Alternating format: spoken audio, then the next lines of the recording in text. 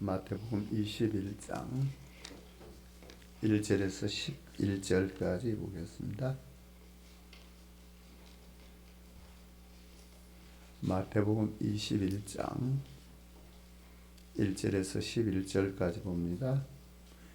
그들이 예루살렘에 가까이 가서 감람산 벳박에 이르렀을 때에 예수께서 두 제자를 보내시며 이르시되 너희는 맞은편 마을로 가라. 그리하면 곤배인 나귀와 나귀 새끼가 함께 있는 것을 보리니 풀어 내게로 끌고 오라. 만일 누가 무슨 말을 하거든 주가 쓰시겠다 하라.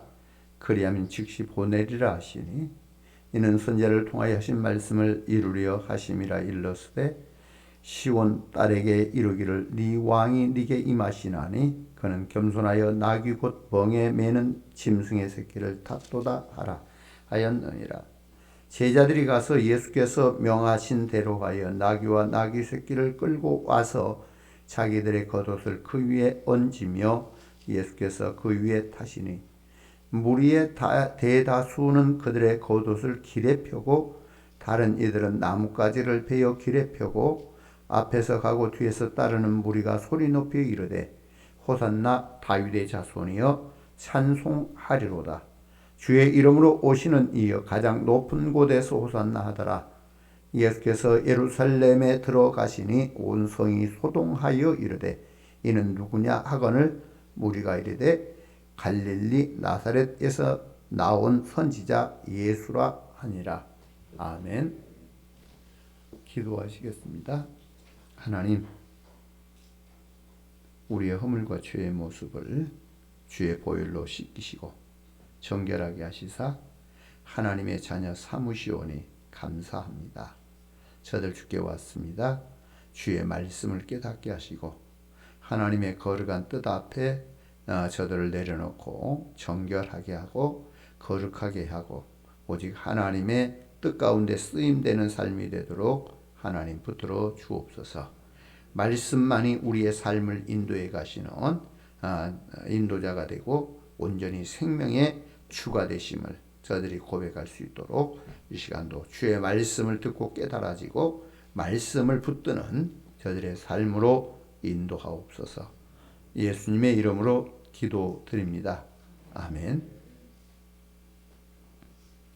오늘을 우리는 종려주일로 이렇게 드리게 됩니다. 종려주일이라고 하는 말은 예수님께서 예루살렘에 입성하실 때 모든 사람들이 나와서 종려가지를 들고 호산나 다윗의 자손이여 맞이하는, 정말 호산나란 말은 우리를 구원하소서란 이야기예요. 그래서 종려가지를 들고 나와서 예수님을 맞이하면서 우리를 구원하실 주님이라고 하는 이 사실로 받아들이는 이것을 말할 수가 있어요. 그래서 예수님께서 또 종려주일 이 한 주간의 사건 속에 보면은 예수님이 붙들려서 고난받으시고 죽으심의 과정이 이 한 주간 속에 들었어요. 그래서 이번 주간은 또 고난주간입니다. 그래서 우리가 주님의 고난을 생각하면서 늘 우리도 정말 주님의 고난이 결코 나의 허물과 죄를 대속하기 위함이라고 하는 이 사실을 생각하면서 늘 겸손하게 늘 조용히 주의 뜻을 따라 살 수 있기를 바라요. 참 호산나라고 하는 말은 우리를 구원하소서라고 하는 말이거든요. 그래서 이 종려가지를 흔들면서 저들이 이렇게 환영하는 데에서 붙여진 그 이름이 종려가지를 들어서 흔든다라고 하는 뜻에서 종려주일 이렇게 이야기하는 겁니다.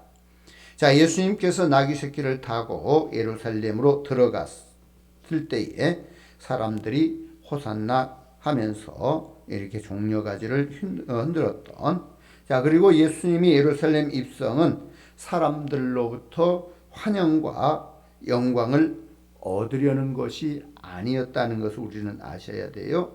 죄인들의 죄인들을 위해서 고난과 대속의 죽음을 맞이하기 위해서 예수님이 입성하셨다라고 하는 걸 우리는 아셔야 됩니다. 그러니까 예수님께서 예루살렘에 입성하신 것은 지금 사람들은 겉으로 종려가지를 흔들며 환영을 해요. 영광을 갖다가 올리는 것 같아요. 그러나 예수님의 그 예루살렘 입성은 환영받기 위한 입성이 아니었고 모든 사람들을 대속하기 위해서 고난과 죽음을 생각하고 그걸 받아들이기 위해서 예루살렘에 입성하셨다라고 하는 이 사실을 우리는 꼭 기억할 수 있기를 바랍니다. 자, 그래서 우리는 그 예수님을 예루살렘에 입성하신 그 예수님을 오늘 우리는 우리 마음 중심에 모셔드려야 되겠지요. 그래서 그분을 어떤 분으로 우리가 모셔드려야 되냐면 메시아로 받아들여야 됩니다. 자, 다시 말하면 예루살렘에 입성하신 예수님을 저들은 환영하면서 받아들였는데 뭘로 받아들였냐면 로마에 지금 압제해서 자기들을 풀어줄 정치적인 이 지도자로 받아들인 거예요. 정치적인 구원자로. 그러나 나중에 뜻이 안 맞으니까 그를 십자가에 못 박으라고 소리쳤던 거죠. 그러면 우리는 오늘 예수님을 우리 마음 속에 우리 중심에 받아들여야 되는데 그를 메시아로 받아들여야 돼요. 하나님이 우리를 구원하기 위해서 보내신 기름 부음 받은 자, 곧 우리를 구원할 자로 이렇게 받아들여야 됩니다. 오늘 그 4절의 말씀에 보면 이는 선지자를 통하여 하신 말씀을 이루려 하심이라고 4절 뒷부분에 이렇게 말씀하고 있어요. 자, 이 예언은 이미 스가랴서 9장 9절에 예언되어져 있는 내용입니다. 시온에 따라 크게 기뻐할지어다. 예루살렘에 따라 즐거이 부를지어다. 보라, 네 왕이 네게 임하시나니 그는 공의로우시며 구원을 베푸시며 겸손하여 나귀를 타시나니 나귀의 작은 것 곧 나귀 새끼니라. 자, 예루살렘에 입성하신 예수님은 예언의 성취, 곧 이미 구약에 예언되어진 내용이 이루시는 그 역사의 현장으로 여기서 나타내고 있어요. 자, 예루살렘에 또 한 번의 소동이 일어났다라고 하는 것을 보여주고 있어요. 자, 마태복음 2장에 보면 온성이 그 소동하는 상황이 한 번 있지요. 동방 박사들이 왕에게 가서 헤롯 왕에게 가서 지금 여기에 왕으로 나신 이가 어디서 났느냐라고 이렇게 물을 때 온성이 한번 소동을 해요. 그리고 저 동방 박사들이 그냥 다른 길로 돌아가 버리잖아요. 그로 인해서 헤롯 왕은 2살 이하의 아이들을 전부 죽이는 이 소동이 한번 있었어요. 자, 그동안 예수님은 당신이 메시아 되심을 또 왕 되심을 감추어 오셨어요. 그 뒤로 그때 한번 소동이 있었고 그 뒤로 지금 예수님의 공생의 과정까지도 전적으로 그의 모든 역사는 감춰졌어요. 자, 사람들이 너는 누구인지 밝히라고 말할 때에 예수님은 저들에게 자기를 밝히지 않고 침묵하셨던 상황도 우리가 볼 수 있어요. 또 어떤 경우에는 사람들이 그를 왕으로 삼고자 해서 쉽게 말하면 그 오병이어의 기적을 이룬 뒤에 저들이 예수를 왕으로 삼으면 우리가 언제나 먹을 수 있겠다. 이런 생각으로 왕으로 삼으려 할 때 예수님은 조용히 산으로 나가시는 이런 모습들도 보여줬던 거예요. 그런데 오늘 예수님이 수많은 사람들이 운지반곳에 오셔서 자신이 메시아라고 하는 사실을 밝히는 자, 이런 상황이 오늘 말씀 속에 나타납니다. 자, 6월절이 되면 각국에 흩어졌던 유대인들이 예루살렘으로 싹 모여요. 그러면 거의 한 250만 정도 이렇게 모인다고 그러는데 그 많은 사람들이 예수님이 나귀 새끼를 타고 입성하실 때 종려나무 가지를 들고 참 흔들면서 길에 펴고 이렇게 소리 지르는 모습을 보게 되는 겁니다. 9절 말씀해 보니까 호산나 다윗의 자손이여 찬송하리로다. 주의 이름으로 오시는 이여 가장 높은 곳에서 호산나 하더라. 자, 호산나 우리를 구원하소서. 한번 그 상황을 한번 생각해 보세요. 한 250만이라고 하는 사람들이 예루살렘 성에 가득 모였는데 그들이 종려가지 들고서 호산나 하면서 자기 옷은 길가에 펴놓고서 이렇게 호산나 하고 환영하는 그 모습, 우리를 구원해달라고 소리치는 그 모습 한번 생각해 볼 만하잖아요. 그때 몇몇 바리새인들은 그 모습이 못마땅했을 거란 말이에요. 자, 예수님을 향해서 백성들이 그렇게 하는 것을 고치게 하라고, 지금 그치게 하라고 지금 이렇게 했을 때에, 자, 그러니까 그 소리를 외칠 때 정말 바리새인들, 유대인들은요, 그만 멈추도록 이렇게 소리를 쳤을 거란 말이에요. 그때 예수님께서 뭐라고 대답하냐면, 만일 이 사람들이 잠잠하면 돌들이 소리 지르리라. 이 사람들이 이렇게 외치지 않는다면 돌들이 갖다 소리칠 것이다. 자, 이렇게 지금 말하는 거죠. 자, 호산나 찬송은 바로 예수 그리스도께서 메시아 되심을 이렇게 나타내고 있다라고 하는 거예요. 죄에서 구원하실 구세주이심을 이렇게 나타내 주고 있는 이런 사실을 말하고 있는 겁니다. 자, 그러므로 매년마다 맞이하는 종려주일이지만 예수님이 우리의 메시아, 구세주이심을 확신할 수 있는 우리의 삶이 되시길 바라요. 나를 죄와 사망에서 건져내실 구세주라고 하는 사실을 우리는 확신하고 감사하는 이런 절기로 우리가 지내야 됩니다. 그러니까 이 6월절이 되면 그 예루살렘에 모였던 그 많은 사람들이 참 환영하면서 우리를 구원하소서 하고 외쳤던 그 메시아를 생각하면서 오늘 우리는 다시 한번 이 종려주의를 통해서 내 심령 안에 구세주로, 메시아로 내 안에 오세요. 그래서 나를 죄와 사망의 권세에서 구원하세요 하고 온전히 내 안에 받아들이면서 정말 그 주님과 함께 살아갈 수 있는 우리 삶이 되어야 됩니다. 자, 그분을 나의 왕으로 모셔야 됩니다. 우리는 예수를 내 안에 모실 때 나의 왕으로 모셔드려야 돼요. 자, 이 5절에 보니까 시온의 딸에게 이르기를 네 왕이 네게 임하나니 그는 겸손하여 나귀 곧 멍에 매는 짐승의 새끼를 탓도다 하라 하였느니라. 자, 예루살렘에 입성하실 때 군중들은 예수님을 향해서 주의 이름으로 오시는 왕이라고 이렇게 외쳤던 것을 보게 됩니다. 자, 예수님을 자신의 왕으로 영접하는 것입니다.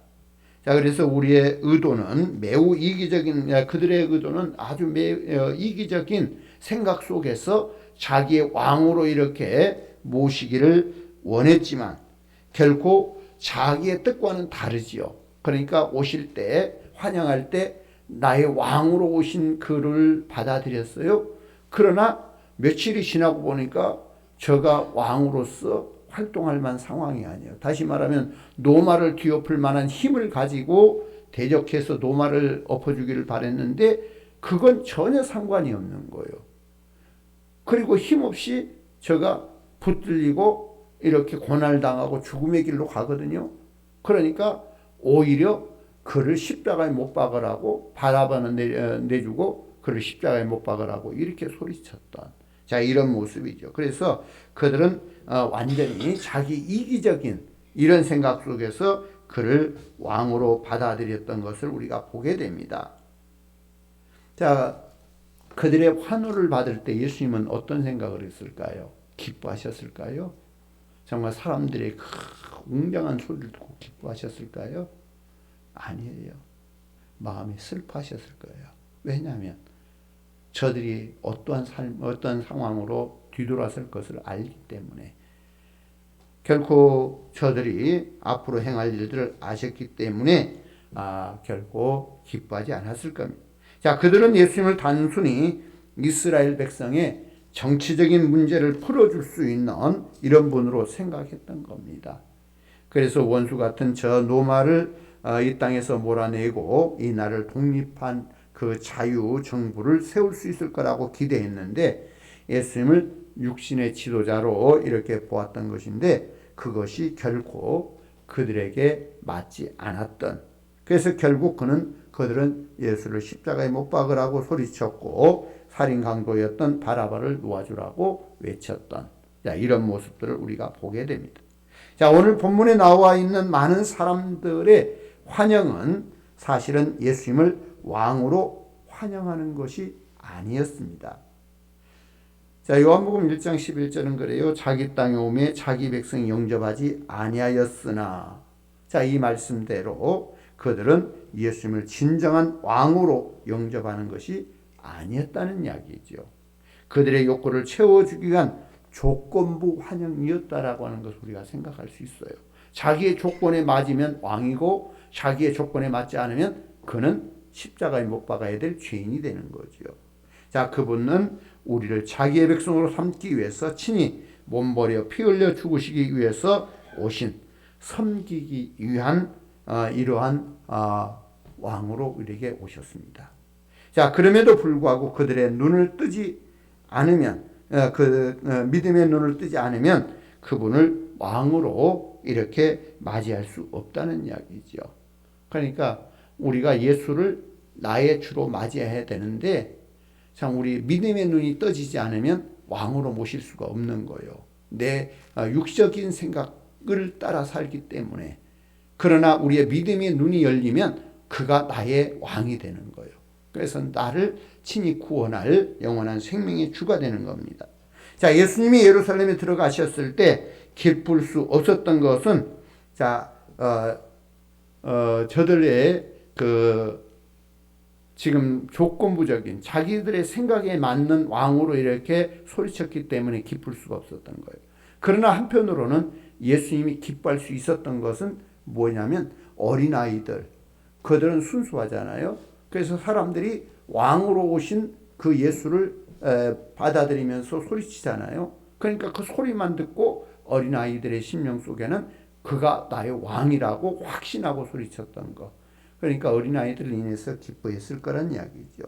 자, 그분은 인간에게 죽음과 사망을 가져오는 죄의 문제를 해결하기 위해서 하늘 보좌를 버리고 낮고 천한 이 땅에 곧 육신의 몸을 입고 오셨습니다. 주님께서 십자가에서 희생하셨기 때문에 죄의 문제가 해결되고 우리가 죄와 사망의 저주에서 구원을 받게 된 것입니다. 자, 그분은 죄로 말미암아 오는 질병과 고통, 가난과 저주, 싸움과 전쟁에서 우리를 구원하시기 위해서 오셨습니다. 또한 도적질하고 죽이고 멸망시키는 사단의 소굴에서 우리를 구원하고 해방시키기 위해서, 자유케 하기 위해서 왕의 권세를 가지고 오셨던 것입니다. 누군가 묶인 자를 풀어내기 위한다면 그보다 강한 힘을 가져야 되겠지요. 강한 힘을 갖지 아니하고는 구원해 낼 수가 없어요. 우리가 36년 동안 일본에 붙들려 있을 때 우리를 해방시킬 수 있었던 것은 뭐였던가요? 미국의 원자탄 2발이죠. 히로시마하고 나가사키에 이렇게 던져졌던 그 원자탄. 그것이 구원할 수 있었어요. 곧 죄와 사망의 권세에 매여 있는 인류를 구원할 수 있는 이것은 예수 그리스도의 죽으심과 십자가의 사건입니다. 그리고 부활의 사건입니다. 그것이 결코 인류를 구원하는 역사를 이루셨던 거예요.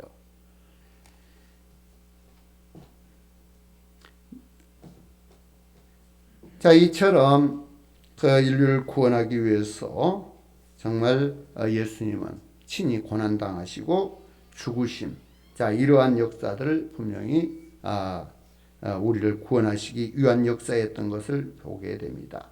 자, 그분은 어떠한 권위주의적인 왕이 아니었고 겸손의 왕이었습니다. 모든 것이 겸손의 왕을 상징하는 상황들로 가득 차 있지요. 화려하게 기세 등등하게 예루살렘에 입성한 게 아니에요. 나귀 새끼를 타고 입성하셨습니다. 시온에 따라 크게 기뻐할지어다. 예루살렘에 따라 즐거이 부를지어다. 보라, 네 왕이 네게 임하시나니 그는 공의로우시며 구원을 베푸시며 겸손하여 나귀를 타시나니 나귀의 작은 것 나귀 새끼니라. 자, 화려하게 이렇게 카페트를 깔아놓고 정말 환호하는 빵파를 울리는 그런 곳을 가는 게 아니에요. 길가에는 겉옷들이 깔려져 있고 또 종려나무가 깔려져 있고, 자, 그리고 사람들은 종려가지를 들고 환영해요. 어떤 악대가 환영하는 게 아니에요. 정말 이렇게 사람의 눈으로 볼 때에는 참으로 초라하고 흠모할 만한 것이 하나도 없는 예수님의 모습입니다. 그런데 이미 또 구약에는 그 사실을 이사야 53장에 그 예수님의 모습을 이렇게 표현하고 있어요. 그는 주 앞에서 자라나기를 연한 순 같고 마른 땅에서 나온 뿌리 같아서 고운 모양도 없고 풍채도 없은즉 우리가 보기에 흠모할 만한 아름다운 것이 없도다. 자, 그분은 온유와 겸손으로 모든 사람의 마음을 사로잡았고 사람들의 마음을 움직이는, 그러니까 자신의 아름다움이 어떤 것이 하나도 없지만서도 이렇게 나타내고 있는 거죠. 자, 그래서 그 세인트 헬레나 섬에 유배되었던 나폴레옹은 이런 말을 하나 남겨요. 유명한 말로, 나는 총과 칼로 세계를 정복하려고 했지만 실패했다. 그러나 나사렛 예수, 십자가에 죽어간 예수는 오직 사랑으로 세계를 정복했다. 지금 이렇게 이야기해요. 자, 나귀 새끼를 타고 오신 겸손한 평화의 왕, 고운 모양 풍채 흠모할 만한 아름다운 것이 없지만은 예수님은 십자가의 사랑을 가지고 인류를 구원하신, 자, 이러한 분인 것을 우리에게 보여주고 있습니다.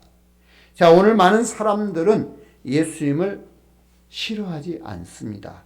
그분이 내 생활을 책임져 주시는 목자로 오시는 것은 환영합니다. 모든 것을 깨닫게 해주시는 스승으로 오시는 것은 그들이 환영합니다. 온 인류가 다. 그러나 왕으로 모시기는 원하지 않는다라고 하는 것. 그러면서 내가 그분을 섬기하기 때문에 왕으로는 모시지를 않는 거지요. 그분의 말씀에 오직 복종, 순종만 해야 되기 때문에 왕으로 모시는 것은 싫어하는 거예요. 순종하기를 싫어하기 때문에. 자, 우리는 예수님을 왕으로 모실 수 있냐 이거죠. 어때요? 우리도 예수님을 왕으로 모시지 않고 다른 사람들처럼 정말 내 삶을 책임져 주는 목자 정도로만 모시기를 원하십니까? 아니면 모든 것을 깨닫게 해주시는 스승으로만 모시기를 원합니까? 나의 왕으로 모시기를 원하는 우리가 되어져야 되겠죠. 왜? 우리는 그를 왕으로 섬겨야 하고 그의 뜻을 따라 충성하는 삶을 사는 그런 삶을 살아야 됩니다. 자, 요한복음 1장 11절에서부터 보면은 그래요. 자기 땅에 오매 자기 백성이 영접하지 아니하였으나 영접하는 자 곧 그 이름을 믿는 자들에게는 하나님의 자녀가 되는 권세를 주셨으니 이는 혈통으로나 육종으로나 사람의 뜻으로 나지 아니하고 오직 하나님께로부터 난 자들이니라. 자, 예수님이 자기 땅에 와도 영접지 않았다. 그러나 그를 영접하는 자 그들은 하나님의 자녀가 된다. 이 사실을 분명히 하고 있어요. 자, 계시록 3장 20절에도 볼지어다 내가 문 밖에서 서서 두드리노니 누구든지 내 음성을 듣고 문을 열면 내가 그에게로 들어가 그로 더불어 먹고 그는 나와 더불어 먹으리라. 자, 그분을 영접하는 사람들에게는 만왕의 왕인 하나님의 왕자가 되는 것이고 하나님의 자녀가 되는 특권을 약속해 주고 있는 겁니다. 진정으로 그분을 왕으로 호선나 외치며 맞이하고 그분에게 기쁨과 순종 그리고 복종하는 이런 삶이 오늘 우리 삶이 되어야 됩니다. 그래서 이 종려주의를 통해서 과연 나는 예수를 왕으로 모시고 있는가, 아니면 나의 삶을 이끌어갈 목자 정도로, 아니면 스승 정도로만 모시고 있는가, 우리 자신을 돌아봐야 돼요. 사람들은 스승 정도나 목자 정도로 받아들이기는 해요. 그러나 왕으로는 받아들이기를 거부한다는 이야기. 곧 내 삶 속에도 그런 모습이 있지 않는가 보셔야 됩니다. 왕으로 모신다는 말은 우리는 그분에게 충성해야 되고 그분을 순종해야 되고 섬겨야 되기 때문에 그것이 싫어서 내 뜻을 세워놓고 그분은 목자처럼 스승처럼 이런 정도로만 생각하고 있지 않는가. 자, 우리는 주님을 왕으로 모시는 그 삶을 살아가야 되는데 여기에 성경에 보면은 그런 왕으로 모시는 몇 사람들의 모습들이 보이죠. 자, 종려주일은 주께서 나의 왕 되심을 다시 한번 고백하는 주일입니다. 그래서 만왕의 왕께서 나 같은 죄인을 위해 십자가 지시러 오신 날이기 때문에 우리는 그 왕으로 받아들여야 되겠죠. 그래서 찬송 151장은 그렇게 되어 있죠. 만왕의 왕 내 주께서 왜 고초 당했나. 이 벌레 같은 날 위에 그 보혈 흘렸. 십자가 내가 처음 볼 때에 나의 마음에 큰 고통 사라져 오늘 믿고서 내 눈 밝았네. 참 내 기쁨 영원하도다. 이 찬송이 우리 속에 날마다 흘러나와야 되겠지요. 그래서 그가 내 죄를 대신하기 위해 오신 분으로서 그는 나의 왕이 되시는 그분으로 우리가 받아들여야 됩니다.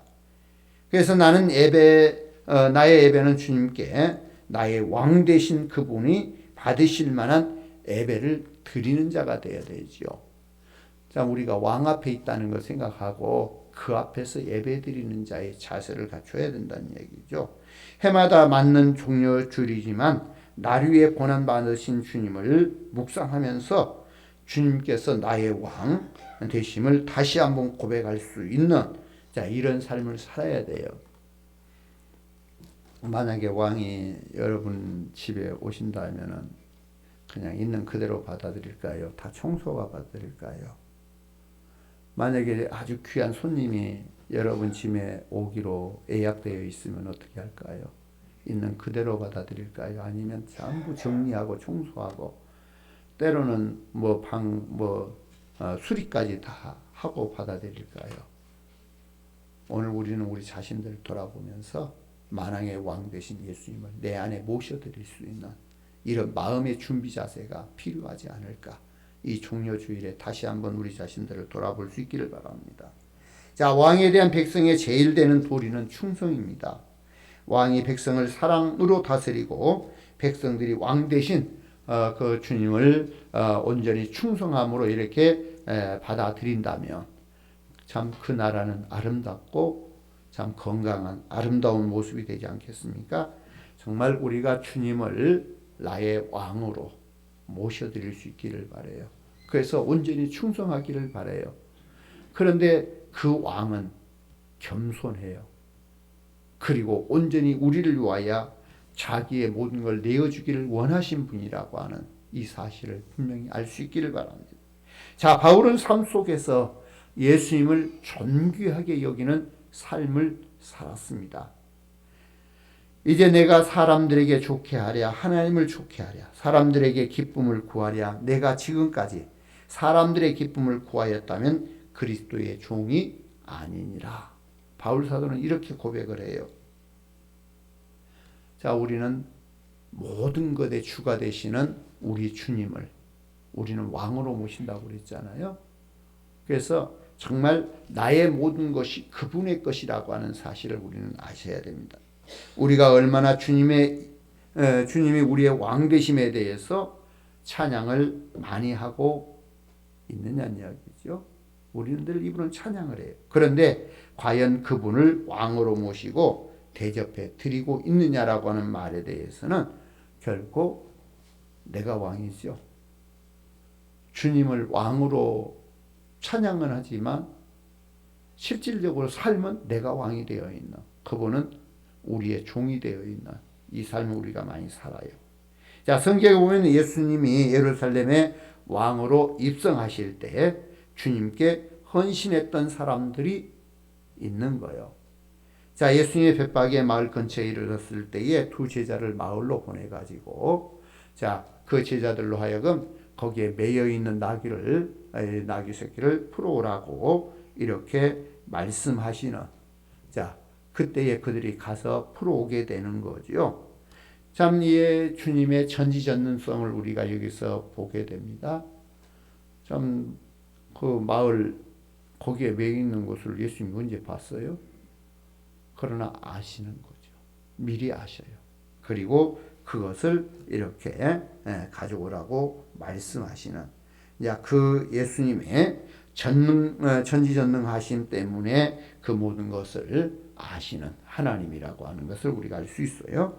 자, 나귀 임자는 전혀 알지도 못하는 사람들이 와서 나귀를 풀 때에 물어보는 거죠. 몰래 아프냐? 물었죠. 그때 저 제자들이 뭐라 그래요? 주가 쓰시겠다고 말을 하죠. 그럴 때 그들은 두말하지 않냐고 허락하는, 자, 이 모습을 우리가 볼 수가 있어야 됩니다. 자, 모든 것의 주인이 되시는 분이 우리 주님인 것을 우리가 아셔야 되고, 그리고 그는 주가 쓰시겠다 할 때에 그대로 그걸 내어주는 이 모습을 볼 수가 있는 겁니다. 자, 그래서 오늘 우리의 삶에 있어서 정말 우리 주님이 왕이라고 한다면 과연 나는 그분을 위하여 모든 걸 내어놓을 수 있을까라고 하는 이야기예요. 자, 주님께서 우리의 귀한 것을 쓰시겠다고 하실 때 드릴 수 있겠는가라고 하는 이야기. 우리가 가지고 있는 모든 것은 다 주님의 것입니다. 주님이 쓰시기 위해서 우리에게 주신 선물이라고 하는 것. 그래서 성경은 이것들을 은사라고 표현을 하고 있고요. 그렇다면 주님이 쓰시겠다 할 때에 그 말씀하신 대로 우리의 모든 걸 내놓을 수 있겠는가? 한번 자신에게 물어보세요. 우리가 모아놓은 물질을 주님이 쓰시겠다 하면 과연 내놓을 수 있겠는가? 정말 우리에게 있는 재능을 정말 주께서 쓰시겠다 할 때에 과연 아무 말 없이 내놓을 수 있겠는가?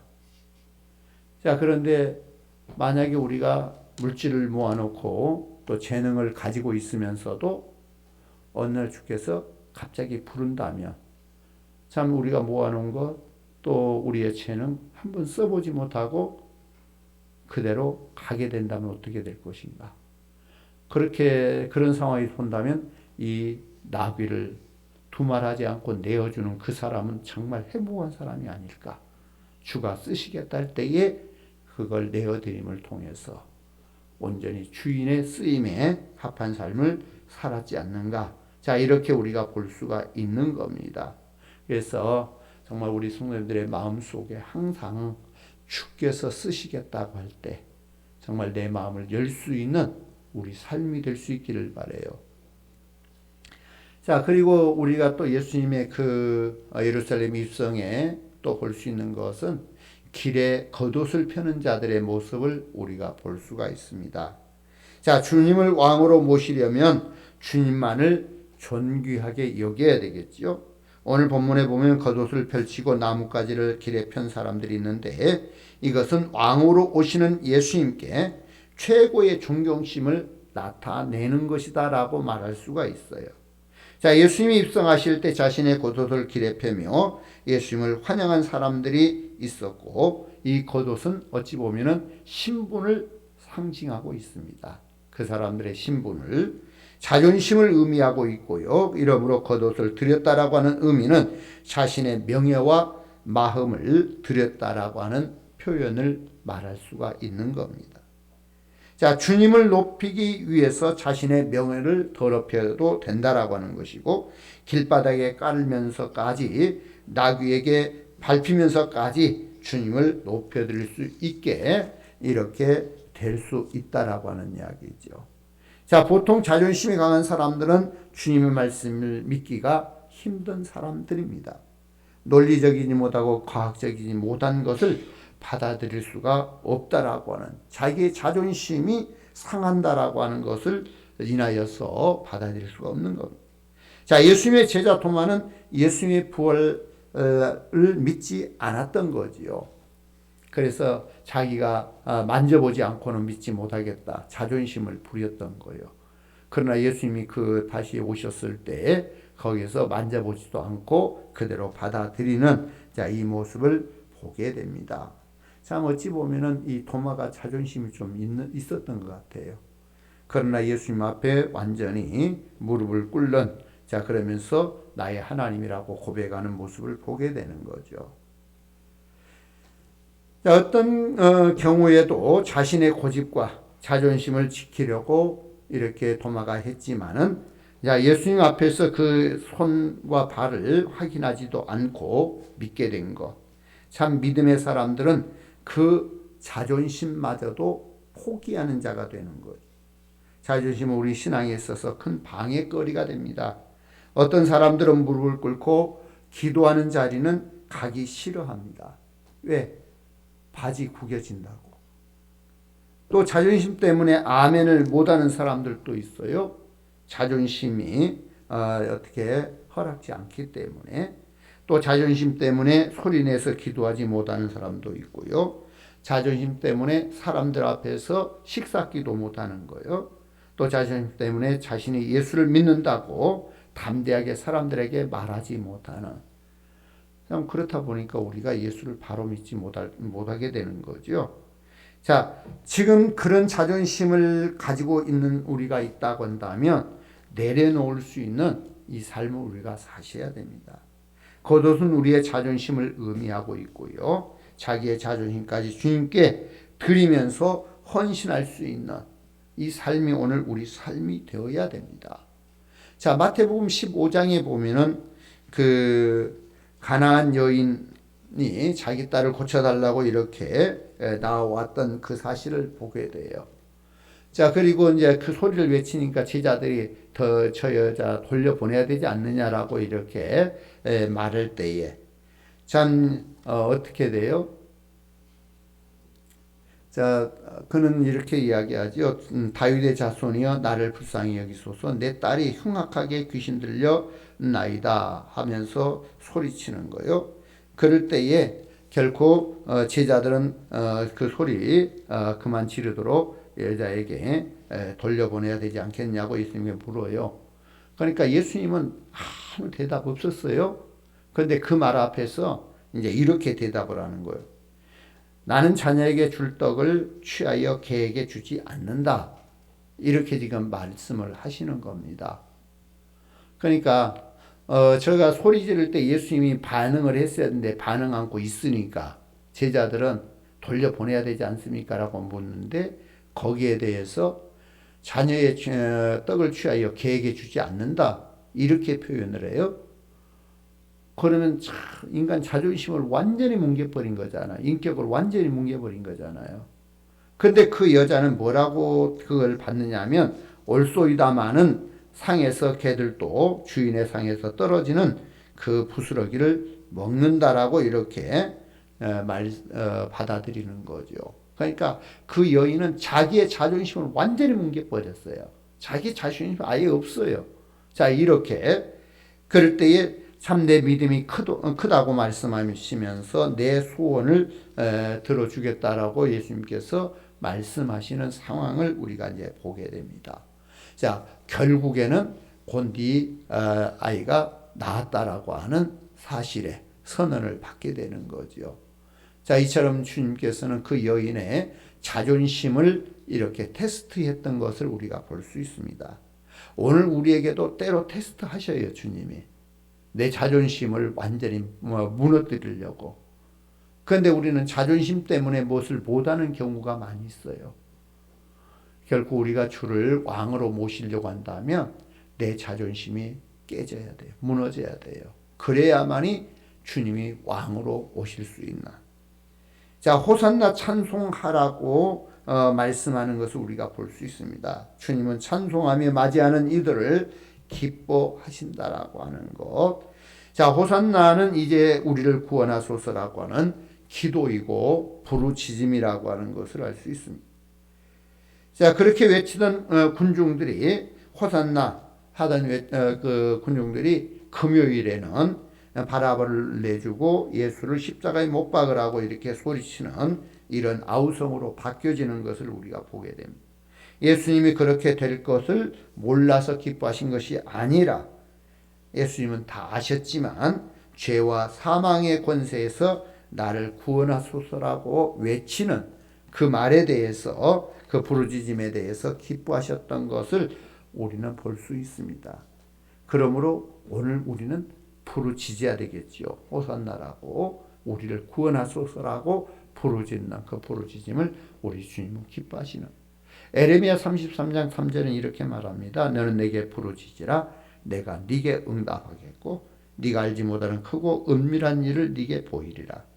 자, 구하라 그러면 주실 것이요 찾으라 그러면 찾아낼 것이요 문을 두드리라 그러면 열릴 것이라고 이렇게 말씀하시는, 참 주님은 저들이 나중에 금방 돌아서서 십자가에 못 박으러 외칠 것을 알면서도 기뻐하신 것은 우리를 구원하소서라고 외치는 곧 그 말에 우리 주님은 기뻐하셨던 거예요. 오늘 우리가 정말 주님 앞에 어려운 일을 당했을 때에는 부르짖고 구하지만 그 문제가 해결되면 바로 돌아서는 우리의 모습을 모르진 않아요.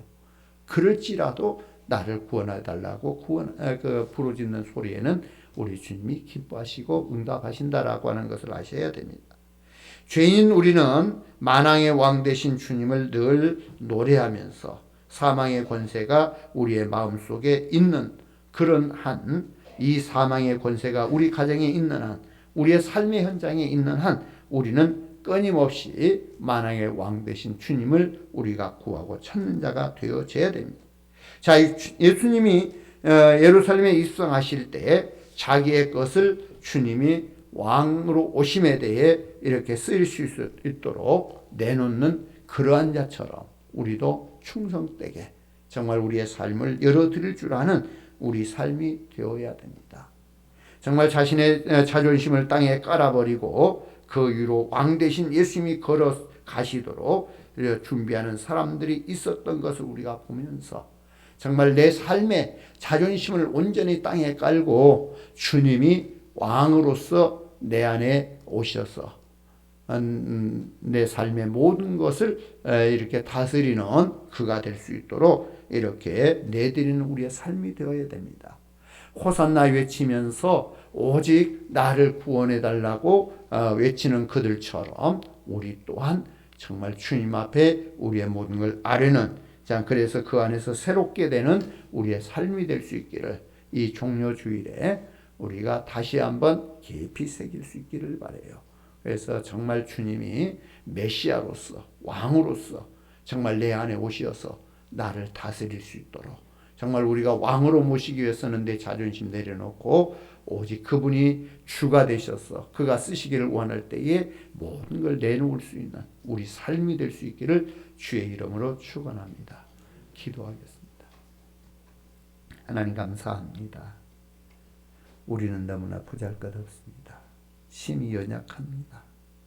그러나 우리 주님 저들을 새롭게 하시고 온전하게 하시옵소서. 저들 오직 우리 주님만이 왕이 되시고 친히 우리를 다스려 주시는 그런 역사가 있도록 정말 우리는 우리의 자존심을 다 내려놓고 오직 주님이 쓰시기를 원하시는 그 뜻 안에서 쓰임되는 삶을 살도록 복되게 하옵소서. 우리 하나님 나의 주가 됨을 고백할 때마다 예수님의 이름으로 기도드립니다. 아멘.